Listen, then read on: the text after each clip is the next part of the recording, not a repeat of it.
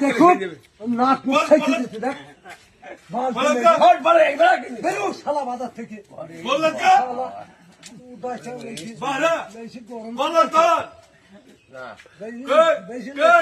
তুই ওই যে বেশি গরম চুলাহি বেশি গরম চুলাহি তুই বাজারে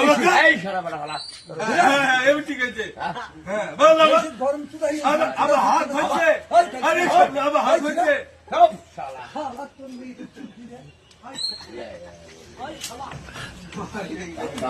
আল্লাহ সালামে ঘর ভাইতে